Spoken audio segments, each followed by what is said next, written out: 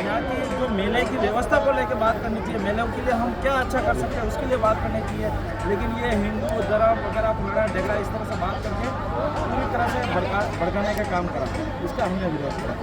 कहीं ना कहीं लगता है कि आस्था पे जरूर पड़ा। अब ये मन्नालाल जी ये कह रहा है कि झारखंड से लोग आए हैं, छत्तीसगढ़ के लोग आए। मन्नालाल जी को मैं ये सवाल करना चाह रहा हूँ कि क्या छत्तीसगढ़ और झारखंड को दूसरे देश के क्या भारत देश के अंदर ही राज्य है, तो ये यहाँ पे आदिवासियों के महाकुंभ में आएंगे, जबकि आए नहीं है पर आएंगे भी सही। लेकिन उनको उन आदिवासियों से इतनी नफरत क्या है, महाराष्ट्र के आदिवासियों से इतनी नफरत क्यों है, गुजरात के आदिवासियों से इतना नफरत क्यों है, यहाँ पे इतना विरोध क्यों कर रहा है? ये क्या ये झारखंड, गुजरात, महाराष्ट्र, मध्य प्रदेश ये क्या भारत देश के अंदर नहीं रह रहे क्या?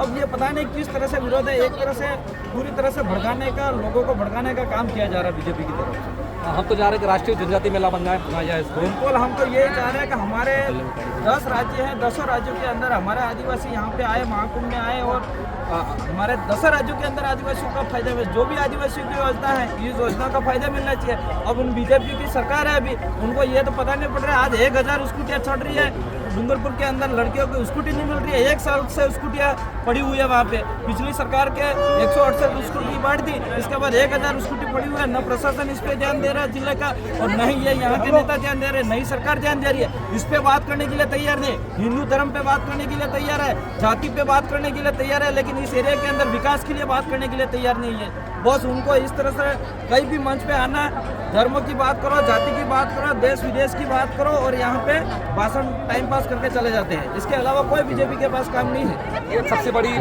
बेणुसर मेले के प्रति राह देखा गया है कि राष्ट्रीय जनजाति मेला इसको घोषित किया गया है। आज तक कभी इसका पर्सनली बजट नहीं मिलता है, जिसके कारण से बाहर से व्यापारी आते हैं उनको पर्सनली बजट तो यूँ है कि टीएडी बजट है हमारा। टीएडी का बजट 1500 करोड़ जो 1500 करोड़ रुपया है, इसके अंदर अगर हमारे माननीय मंत्री साहब अगर 1 करोड़ रुपया भी इस मेले के अंदर दे देंगे तो इस मेले में अच्छी से अच्छी सुविधा हो सकती है। लेकिन टीएडी मंत्री भी इस पे मौन है, व्यवस्था करने के लिए तैयार नहीं। अभी विधानसभा चली, उसके अंदर मैंने टीएडी मंत्री महोदय को मैं स्पेशल मिला और मैंने कहा कि इस मेले के अंदर आपको अच्छी सुविधा करानी चाहिए, ज़्यादा नहीं 25 से 50 लाख रुपया आप दीजिए वहाँ इस मेले के अंदर। बड़ी मुश्किल से 10 लाख रुपया भी दिए कि नहीं दिए ये भी पता नहीं है।